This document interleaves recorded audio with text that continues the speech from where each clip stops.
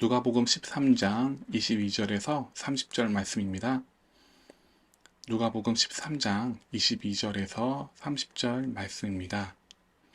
예수께서 각 성, 각 마을로 다니사 가르치시며 예루살렘으로 여행하시더니 어떤 사람이 여짜오되 주여 구원받는 자가 적으니이까 그들에게 이르시되 좁은 문으로 들어가기를 힘쓰라. 내가 너희에게 이르노니 들어가기를 구하여도 못하는 자가 많으리라. 집 주인이 일어나 문을 한번 닫은 후에 너희가 밖에 서서 문을 두드리며 주여 열어주소서 하면 그가 대답하여 이르되 나는 너희가 어디에서 온 자인지 알지 못하노라 하리니 그때 너희가 말하되 우리는 주 앞에서 먹고 마셨으며 주는 또한 우리의 길거리에서 가르치셨나이다 하나 그가 너희에게 말하여 이르되 나는 너희가 어디에서 왔는지 알지 못하노라. 행악하는 모든 자들아 나를 떠나가라 하리라. 너희가 아브라함과 이삭과 야곱과 모든 선지자는 하나님 나라에 있고 오직 너희는 밖에 쫓겨난 것을 볼 때에 거기서 슬피 울며 이를 갈리라. 사람들이 동서남북으로부터 와서 하나님의 나라 잔치에 참여하리니 보라 나중된 자로서 먼저 될 자가 있고 먼저 된 자로서 나중될 자도 있느니라 하시더라. 지난 시간에는 겨자씨와 누룩의 비유를 두고 하나님 나라에 들어가기에 합당한 자가 어떠한 자인가를 말씀하셨습니다. 지난 시간에 나눈 말씀을 통해서 느끼셨다시피 하나님 나라에 들어가기가 쉽지는 않습니다. 오늘 본문에서 어떤 사람은 우리 대신 우리의 마음을 대변하고 질문합니다. 예수님, 하나님 나라에 들어가는 사람이 정말 적습니까? 라는 질문에 대한 답변을 하시는데요. 이때 예수님께서는 좁은 문으로 들어가기를 힘쓰라 라고 답변을 하십니다. 믿는 사람들이 익히 잘 알고 있는 말씀입니다.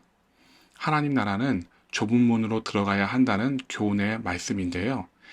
이 말씀이 어떤 의미로서의 교훈인지 함께 살펴보겠습니다. 그럼 교훈을 이해하기 위해서 몇 가지 질문을 드리고자 합니다. 예수님이 계시는 장소는 어디인지, 또 무엇을 하고 계신가요? 네, 예수님께서 각 성과 각 마을로 다니시며 말씀을 가르치시는데 예루살렘을 향해 가고 계시는 중입니다. 이때 어떤 사람이 등장하며 예수님께 질문을 하는데 이 사람의 질문에 대한 예수님의 답을 교훈으로 주는 말씀입니다. 22절과 23절을 다시 읽어볼까요? 예수님께서 각 성과 각 마을로 다니사 복음을 가르치시며 예루살렘으로 여행하시는 도중 어떤 사람이 질문을 합니다. 이 사람의 질문은 무엇인가요? 주여, 구원을 받을 자가 적으니까? 이 사람이 이런 질문을 하게 된 심경 혹은 이유는 어떤 것일까요? 이 어떤 사람은 그간 예수님을 쫓아 예수님이 가르치셔 왔던 하나님 나라의 복음을 듣고 나서 이렇게 질문을 하게 된 것일까요? 아니면 예수님의 소문을 멀찌감치 듣고 예수님이 가시고 계시는 그 길에 초면에 만나 질문을 하는 걸까요? 본문을 차근히 읽어보겠습니다. 예수님께서 지금까지 하나님 나라의 복음을 전하셨을 때 예수님이 그러하시듯 말씀을 들을 뿐 아니라 말씀과 같이 삶을 살아야 구원을 받을 수 있다는 것을 가르치셨기에 23절과 같은 질문을 예수님께 여쭤볼 수밖에 없었을 것입니다. 예수님께서는 요한복음 14장 6절에 이렇게 말씀하셨는데요. 예수께서 이르시되 내가 곧 길이요 진리요 생명이니 나로 말미암지 않고는 아버지께로 올 자가 없느니라. 이 말씀은 예수님이 길이니 예수님이 걸으셨던 발자취를 밟아야 생명의 길로 갈 수 있다는 말씀입니다. 즉, 말씀 따라가려거든 말씀과 같이 살아야 한다는 것을 생애 가운데 전한 모든 말씀에 못 박아 두신 것입니다. 이 어떤 사람은 고민해 보았을 것입니다. 정말 이대로 살아가는 삶이 과연 맞을까? 오늘날도 예수님이 말씀하신 것처럼 예수님의 삶처럼 살아가야 한다고 강요를 하게 된다면 오히려 의문을 품게 될 사람들이 많을 것입니다. 굳이 이렇게까지 살아야 해? 라는 지속된 의문을 품었으면서도 겉으로는 행동에 변함이 없이 신앙생활을 이어가던가 아니면 그것을 해결해 보기 위해 다른 교회를 찾아 나서게 되는 일이 일어나게 됩니다. 이런 의문으로 질문한 이 어떤 사람에게 하신 예수님의 답변은 단순 명료합니다. 24절입니다. 좁은 문으로 들어가기를 힘쓰라. 내가 너희에게 이르노니 들어가기를 구하여도 못하는 자가 많으리라. 예수님이 걸으셨던 발자취를 따라가게 되는 삶에는 좁은 문이 있다는 뜻입니다. 좁은 문으로 들어가기를 힘쓰라 라고 말씀하셨던 이 좁은 문의 의미를 좀 더 심층으로 들어가 설명하자면 원어로 스테네스 듀라스입니다. 좁아서 들어가는데 장애가 되는 문을 말합니다. 좁아 들어가는데 장애가 되기 때문에 잠시 멈추어 서 있다 어떻게 해서든 비집고 들어가는 문을 뜻합니다. 어떤 사람이 구원받는 자가 적습니까? 라는 질문은 모든 사람이 구원받을 수 있는 문이 맞는가? 라는 생각이 들 정도로 예수님께서 말씀하시는 구원의 길은 들어가기에 아주 불친절한 문, 곧 좁은 문이 기다리고 있다는 이야기입니다. 예수님께서 말씀하시는 이 좁은 문은 과거 예루살렘에 있던 여러 성문 중 하나일 것으로 보이나 예수님이 보이시며 말씀하신 좁은 문이 정확히 어떤 곳에 있는 문인지 관하여는 알 수가 없습니다. 다만 우리가 알 수 있는 것은 앞에서 언급했습니다만 예수님이 가신 길을 따라가는 길에는 반드시 좁은 문이 있다는 것입니다. 너무나 비좁아서 들어가는데 장애가 되는 문은 누구도 들어가고 싶어 하지 않습니다. 상상해 볼까요? 만일 여러분들이 다니시는 교회 문이 비좁아서 들어가기 쉽지 않는 문이라 생각해 보시길 바랍니다. 어떤 이는 몸을 굽혀 상체를 숙여서 들어가야 하는 사람이 있으며 또 다른 누군가는 교회에 들어가기 위해서는 불편하게 서서 기다리고 있어야 한다고 생각해 보시길 바랍니다. 되게 많은 이들은 생각 없이 몸을 속여 들어가고자 힘쓰지 않을 것입니다. 오히려 그 문을 보며 내가 굳이 이 교회 문을 향해서 통과를 해야 하나? 차라리 둘러서 다른 길을 택해서 다른 입구로 교회를 들어가는 게 옳지 않을까라는 생각을 하며 많은 사람들이 다니기 편한 문을 향하여 찾아 나서게 될 것입니다. 그뿐 아니라 이렇게 좁은 문으로 가는 길을 잘 기억해 놨다가 다음에는 절대 좁은 문으로 가는 길로 향하지 않을 것입니다. 이와 같은 이치는 당연한 이치이죠. 그렇다면 반대로 교회의 좁은 문이 왜 만들어졌는지 사연을 알게 되었고 그 사연을 받아들인 나라면 어떨까요? 교회가 세워질 때 예수님이 말씀하신 좁은 문이 어떤 의미인가를 교인들에게 교회를 올 때마다 되새기도록 하기 위해서 이렇게 만들어졌다면 나는 그 문을 지나가는 데에 큰 의미를 가지고 그 문을 통해서 교회 안으로 들어가게 될 것입니다. 나는 그 사연의 의미를 알기에 좁은 문이라 한들 어떻게 해서든 비집고 들어가려 할 것입니다. 그 문에는 의미가 있으니까요. 이러한 묘사를 통해 좁은 문으로 들어가기를 힘써야 하는 일에 사연이 있게 된다면 그 좁은 문을 통해서 들어갈 수 있음을 알 수 있습니다. 그러면 어떻게 해야 좁은 문을 만나게 되는지 누가복음에 기록된 지난 교훈을 통해서 어떤 길로 가야 좁은 문을 만날 수 있는지를 살펴보겠습니다. 이방인을 위한 누가복음에도 다른 복음서들과 같이 회개의 교훈을 다루고 있습니다. 전반적인 메시지가 회개하라, 천국이 가까이 왔느니라 라는 말씀을 다루고 있는데요. 여러 사건이 계속되면서 그때마다 예수님께서는 회개라는 것이 어떤 것인지 말씀하셨습니다. 지난 시간에 18년 동안 귀신 들린 자가 복음의 능력으로 온전케 되고 하나님께 영광을 올렸습니다. 그리고 어떤 무리들도 함께 기뻐하였습니다. 18년 동안 귀신 들린 자가 귀신에게 자유케 됨은 참 회개의 열매가 있었기 때문이었습니다.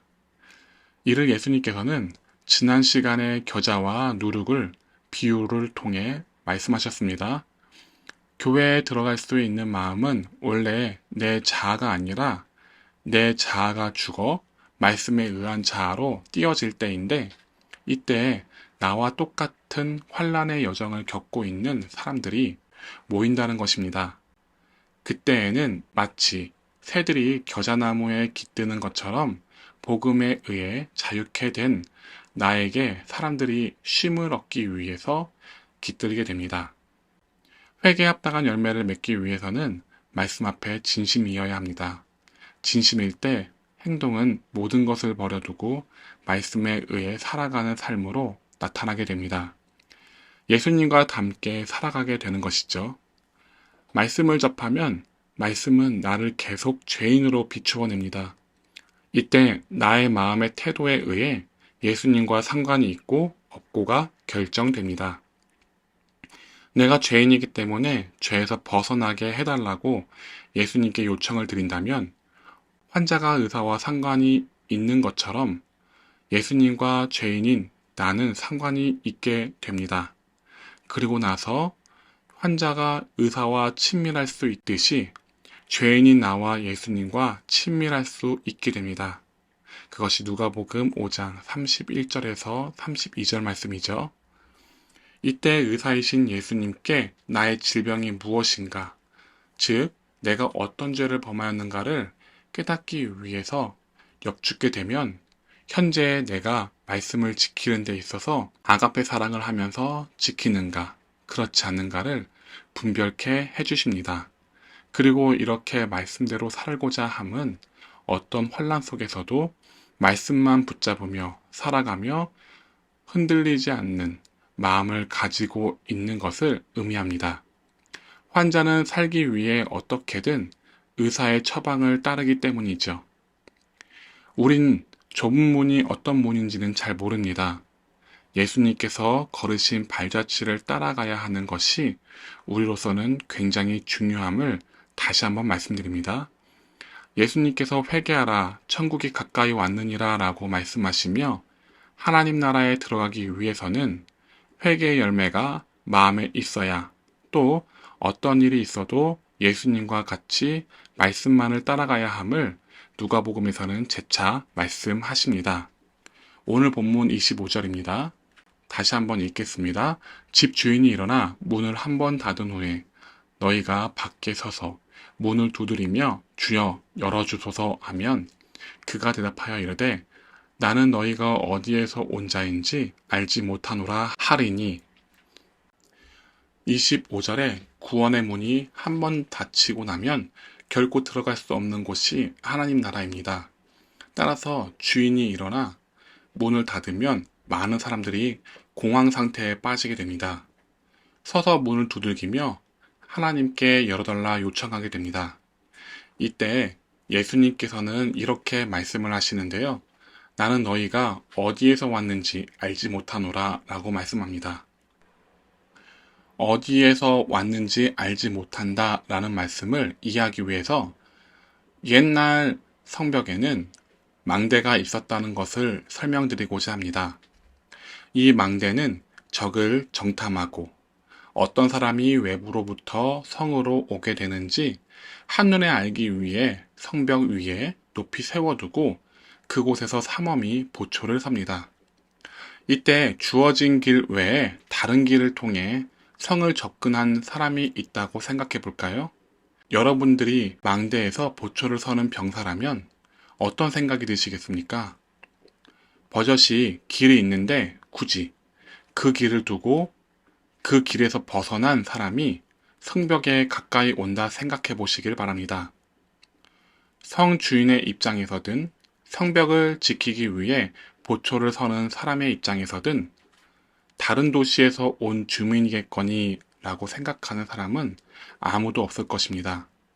왜냐하면 예루살렘 각각의 성문은 이스라엘의 모든 나라 안에 각각 다른 도시로 이어져 있기 때문에 어떤 성문에 오든지 간에 길을 따라 온 사람이라면 그 사람이 어디로부터 왔겠구나 하고 추측이 되어지기 때문이죠.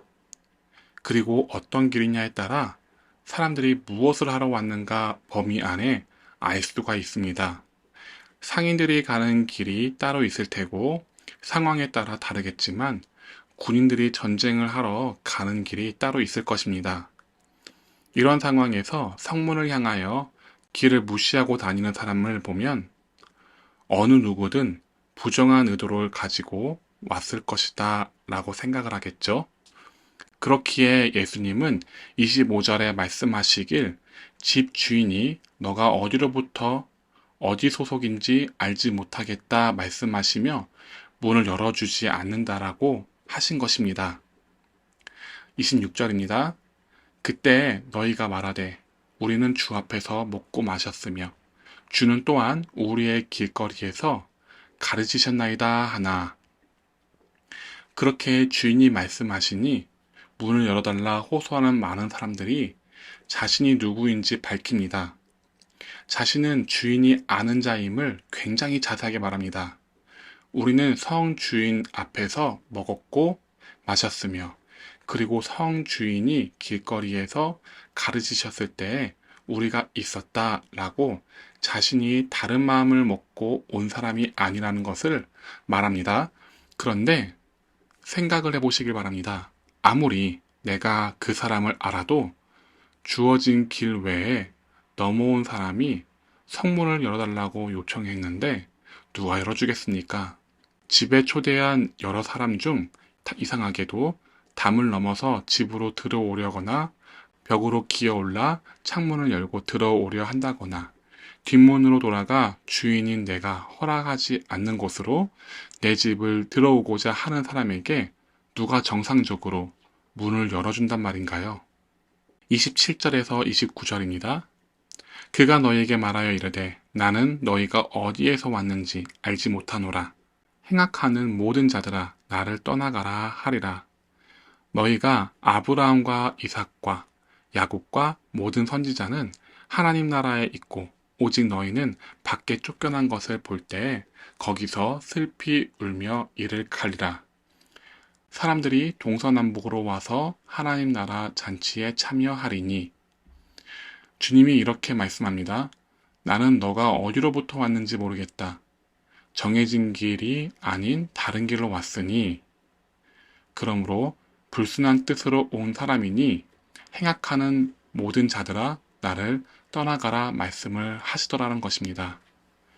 오늘날 이스라엘에는 아브라함이 걸었던 길, 이삭이 걸었던 길, 야곱이 걸었던 길이 오늘날까지 유지되어 예루살렘으로 가는 성문으로 도착하는 길이 되었습니다. 이와 같은 길은 우리 신앙의 여정과 일치합니다.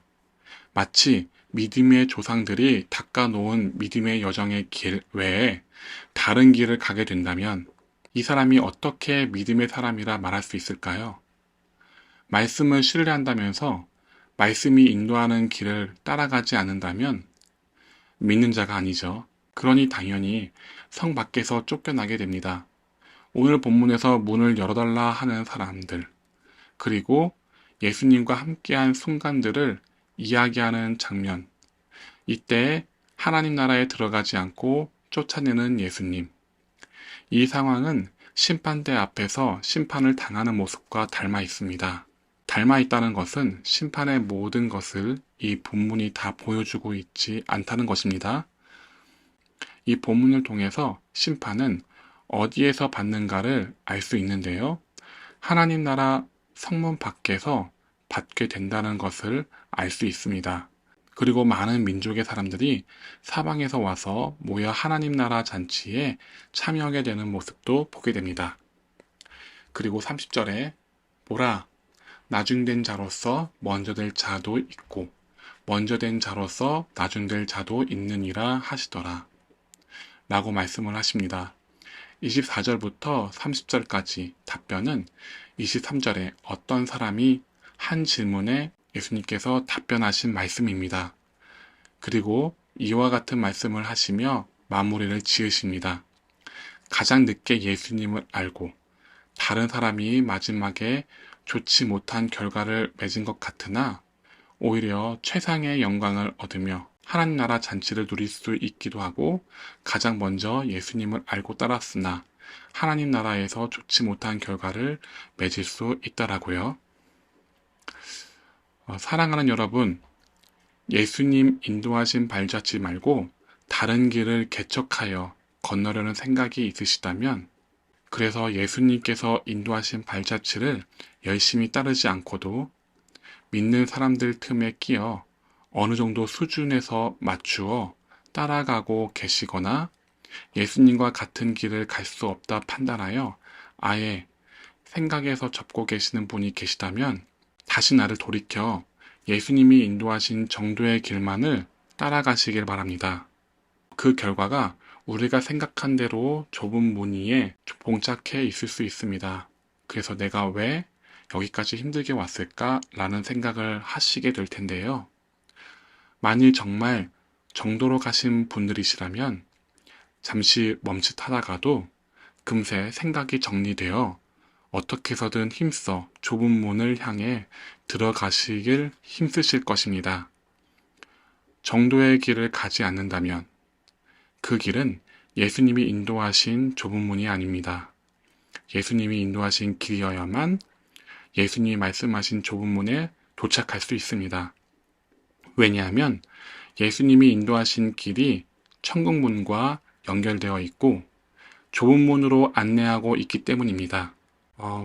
좁은 길은 예수님이 밟으셨던 그 길, 오직 한 길과만 연결됩니다. 좁은 문을 향해 어떤 방법이든 어떻게 해서든 가면 도착하겠지 하면 절대 갈 수 없습니다.